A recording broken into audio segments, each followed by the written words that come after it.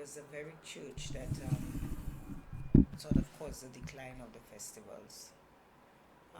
They were in conflict with the church, and the festival, and it's more than a festival. It's more than a group. I mean, long ago, people needed those community groups to survive. They function like a credit cooperative in the past. So let's say you're a La Woz group member, somebody in your family dies, they would bury the person. And remember also at that time there was no transportation, so if you died at one point, you would need the support of people. They'd carry the body to a certain point. So it was like a cooperative, what you call it, the equivalent to the mothers and fathers group now. And the whole community was involved. Okay, it's like a society. So from that point, the patron saint, at a certain point, the church embraced the festival. For me, what is significant about it is this element of this ritual of going around in a circle, the significance of the circle. And for me, in African religion, remember, African religion is circular and not linear. And the symbol of the circle, going around in a circle, and no matter what they end up doing, they congregate and they go around in that circle. And for me, in African tradition, that circle is linked to fertility, that circle is linked to religion. And for me, I'd even go further and say that that circular thing of the drum, which is also dominant in the festival, okay, the taboo. So that is fascinating, that it ends up in a circle, and the going around in a circle. What is the significance? There are other elements to the ritual, like the seance.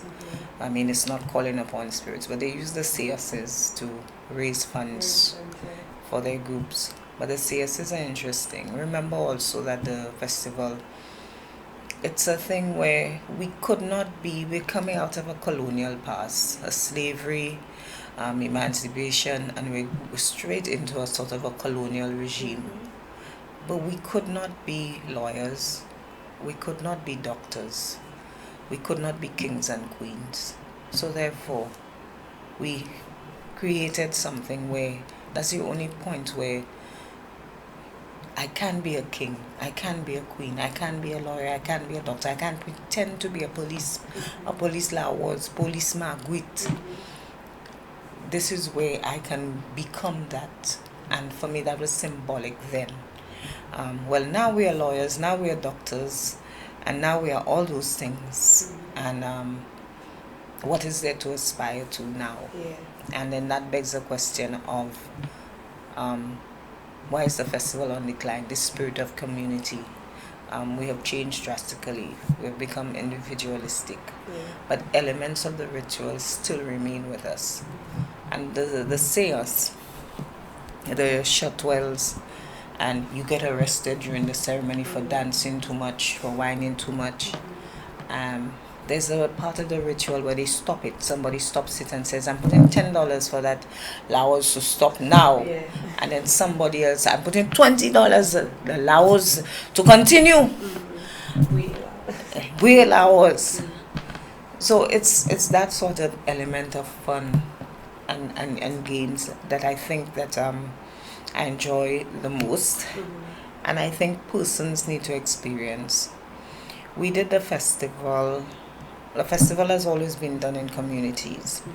And one year we decided to do the festival in Rodney Bay, which is like a little semi-Miami.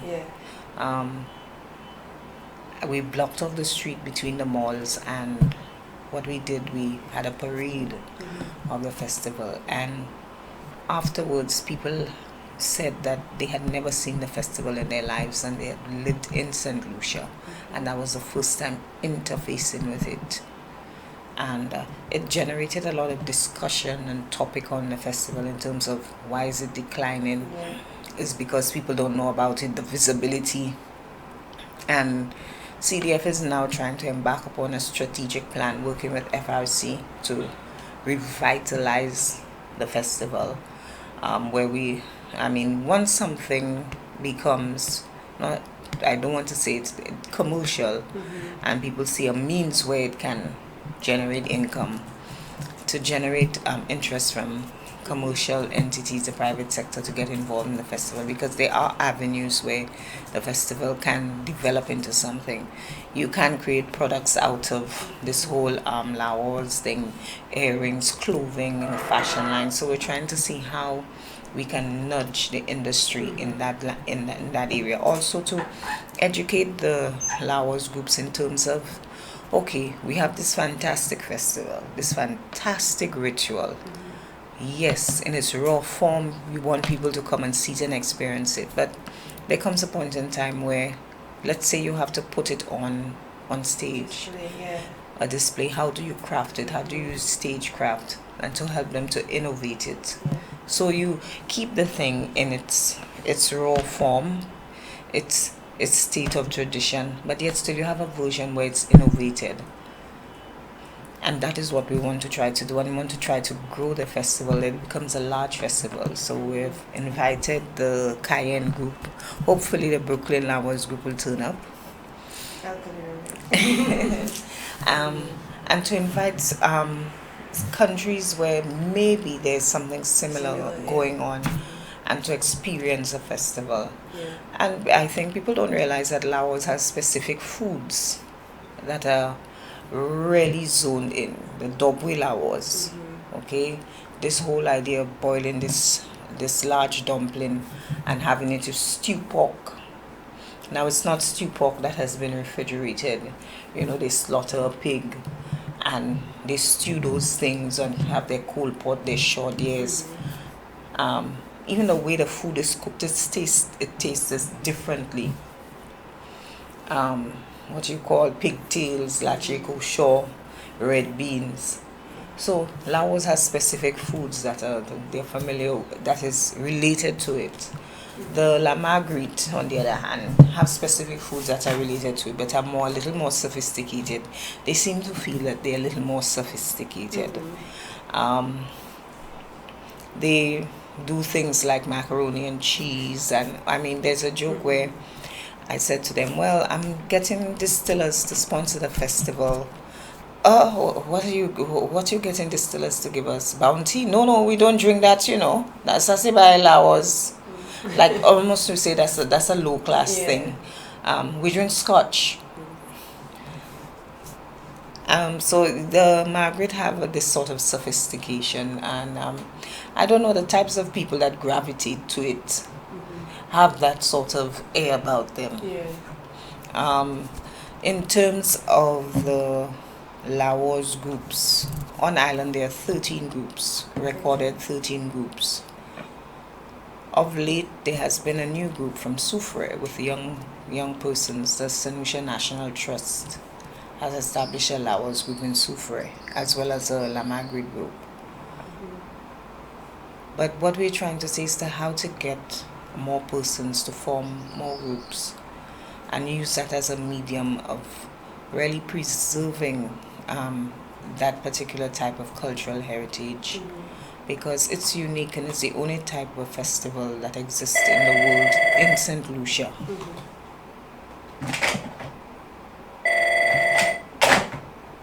That exists in St. Lucia, and it's important, it's significant.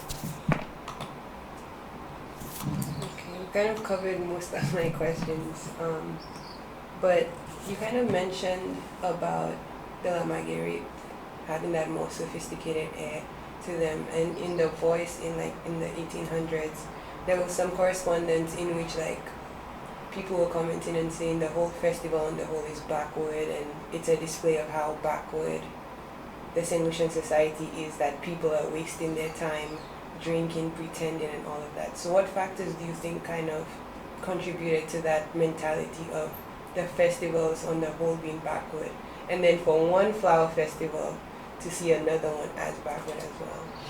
Well, remember the festivals had this sort of rivalry. Okay, I mean, any one place you have groups of people, there's competition, and there's rivalry. So that is natural in human nature. But I think it's a lack of understanding of the festival, and that is why we are trying to educate people. Once you don't know about something, you come from a perspective of ignorance and what you perceive and what you hear other people say. It's the same thing with carnival. People have this perception, boy, this thing is vulgar, and they take a religious stance. But they don't understand the root of carnival, where it came from. Yes, it has evolved into something else now, but it had its significance. Once you take something out of its religious or traditional context, it is lost. You have nothing to hold on to. There's no base for you to go back. You have watered it down. And I think it's a lack of understanding of the festival. Um, the festival for me is a mixture of everything. It has those elements of European culture that we inherited from the French, the language, okay? The language mixed with African dialect, the movement, the dance. I don't know any other set of people that waltz during something and at the same time, they bust a wine. Yeah. Right? The waltz. You have those instruments that we inherited, the banjo, quattro, violin. Okay, we inherited that, but we added the drum. That is an essential part. That call and response, that is African. The chetwell, Vive La Woz, Vive La Woz. Mama Eladi, why? Why? So that call and response, the whole storytelling. All of the songs are stories they're telling. Whether it be stories about La Marguerite, whether it's a story about La Marguerite and La Woz interrupting their session and they're referring to La Woz as a Mahushat. So all of these things are stories. Yeah. And it's a way of continuing to tell stories.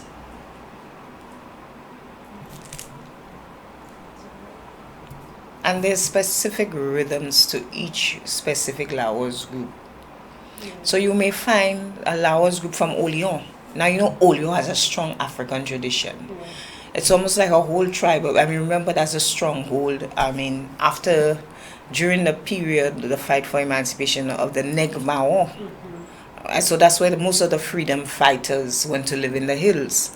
So you find Oleon's La Woz group has a different rhythm, a strong rhythm, as the drum is more prevalent in the festival. Even the way they sing, the way they dance, the way they move, they have more hip movements.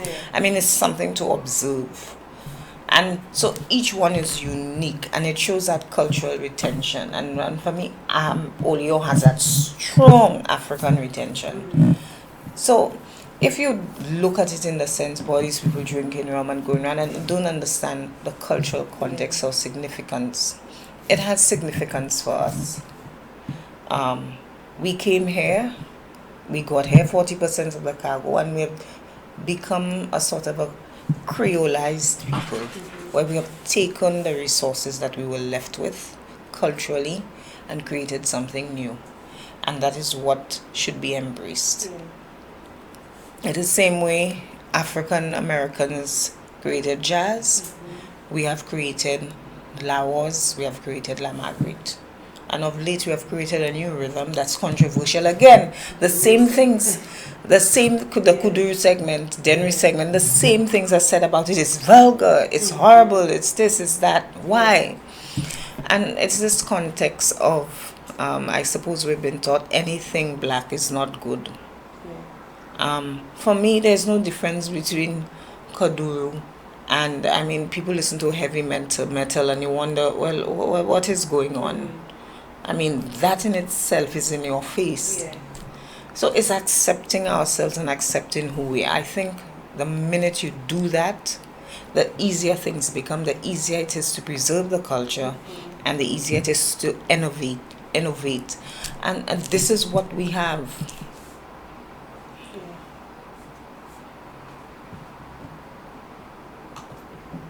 Okay, so do you think social status contributes to people who participate in these festivals? I don't think so, because when you look at the Castries La Woz group, some of those people are lecturers by profession, judges, well-to-do. Some of them are retired civil servants. I remember this man for years. It's only because he's sick now. He owns a supermarket, Dilly supermarket. He was a La Woz king for years. So I don't think it has anything to do with that. I think it's an education that needs to go on. But there are some persons that will, I think there are three sets of people. The participants, La Woz is a way of life, La Margaret is a way of life in the community. You have the people who are not core participants, but they interface with it. They support it. Other young people in the community, they are aware of it, they interface with it. They can go on the drums, they recognize the music, they interface with it, they create other rhythms for soca, the Magros rhythm. You have those persons. And you have those persons that I call, they're on the peripheral. They have a different way of life. You know, that type of West Indian who has 2 passports, who has a house in Miami and they go to shop and come back. They don't interface with it, and the only point they interface with it is probably through literature, or they know that a festival exists, or the chance that they see the festival, and they're not participants. And I think everybody has their place. You're not a participant, but that general appreciation for the festival, it needs to be sort of cultivated. So with the work that the CDF is doing, what role does it play to ensure that festivals such as the La Woz doesn't die out? And specifically, what is it that the CDF does to reach out to the St. Lucians, and not just to preserve the culture, but the actual community that needs to preserve it? Well, what we're doing so far, we sort of serve as, for instance, if there's a La Woz group on a decline, what we do now, we go into the community, we interview persons, we speak to them. Okay, why is the group on the decline? You also have a situation where you have older persons in the group who refuse to let go. So you might have, for instance, there's a group in Denry that has an old Mama La Woz, Mabel, and Mabel wants to hold on to the reins. And she has a whole set of young people, a young queen, and all of those enthusiastic persons that want to take it on, but Mabel refuses to let go. And there was a big sort of trouble with Mabel. Apparently, after La Woz, they planned to go, and Mabel owns a bar. And they were supposed to have their fête, their bouillet at Mabel's bar, and Mabel got upset for some reason. And then when they got there, Mabel locked up the place. So dealing with all of that, so now you have to sit and meet with them. Okay, what is the issue? Tell Mabel. Mabel is 80, should be 85. And then everybody's afraid of Mabel.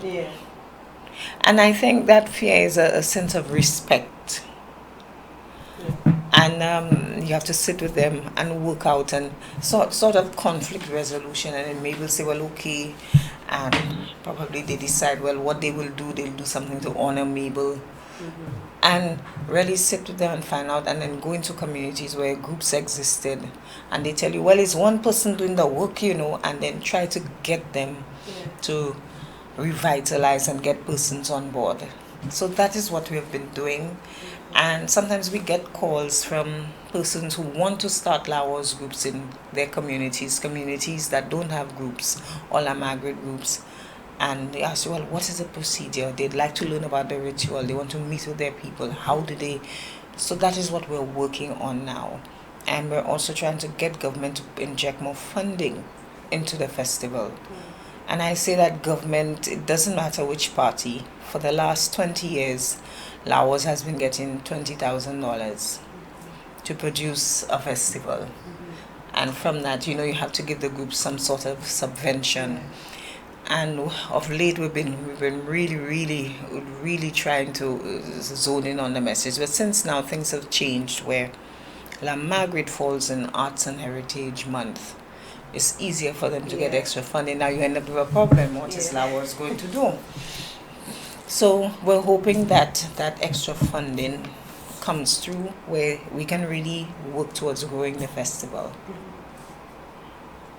I probably should have asked that earlier, but what is your role specifically as a member of the CDF?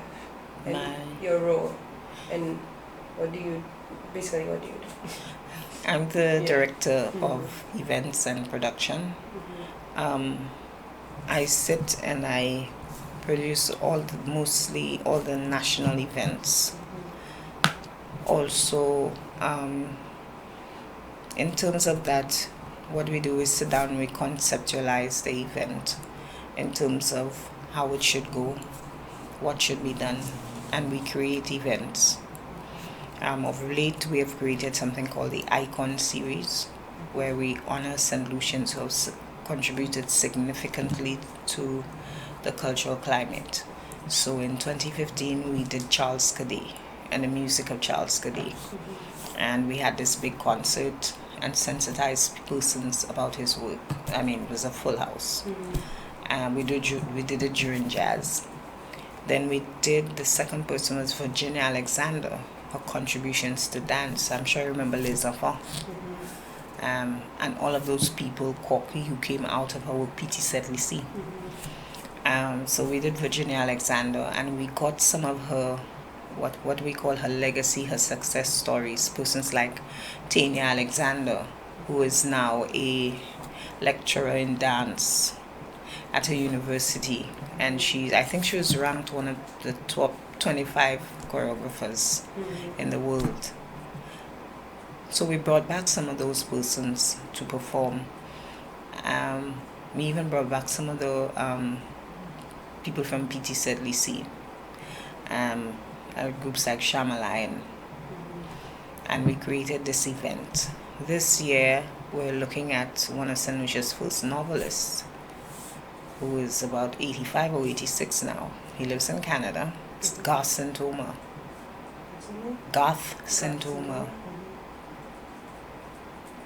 And he's a contemporary of Walcott Santoma.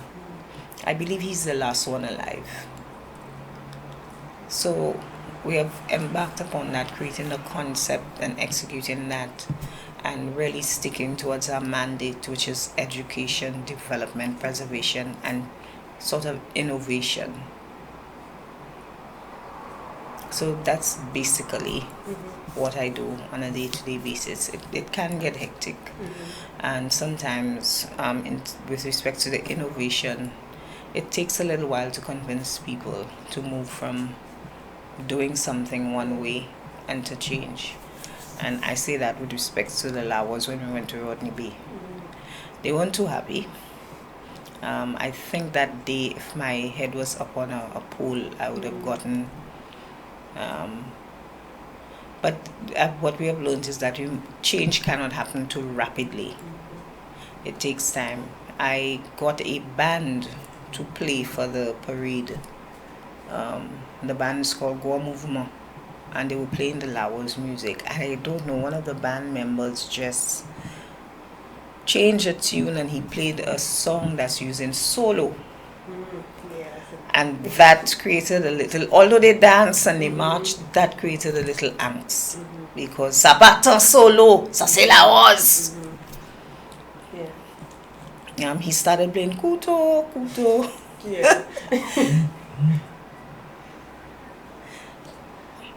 Is there anything else you think would be important to know, both about the CDF and probably the festivals? The festivals, the dates are fixed. They're twin to religious. I'm coming. They're twin to religious elements. The schools also celebrate La Marguerite. Every school in every district on the island, and they usually do it like a day before the actual festival. So they have a church service and they go back to their schools to celebrate. Is it just La Marguerite or Brooklyn? Just La Margaret. We cannot get schools to come on board for La Woz because of the time that it falls. No. It's during the summer when school is closed. Yeah. So we're working on that.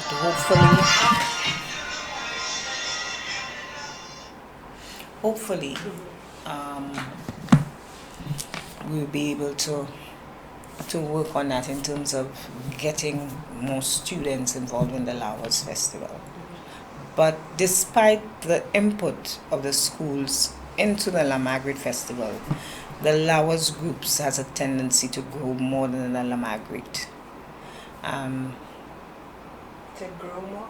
To grow more in terms of the number of groups and the number of persons. Never mind, they don't have the school input, but they have the numbers.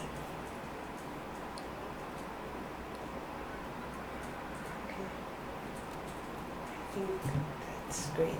It's in the communities, and what we've developed is something called a Grand Séance. It happens before the Grand Fête, where we invite all the groups to do one big séance, like a public display. And we've done it in Rodney Bay for the last 2 years, and it has been successful. And for that, we've gotten commercial sponsorship.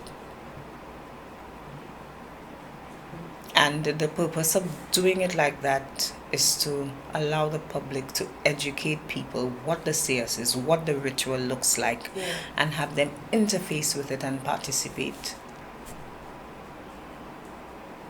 So it starts at 5. At 5, we have traditional dancing in the streets. So we have somebody, a tutor, a live tutor, teaching persons how to dance. And so the public comes in, they dance, and then after that we have a folk band. All the folk songs that you can think of, they play, they sing, and then after that the ritual starts. And it ends probably at 10 o'clock in the night.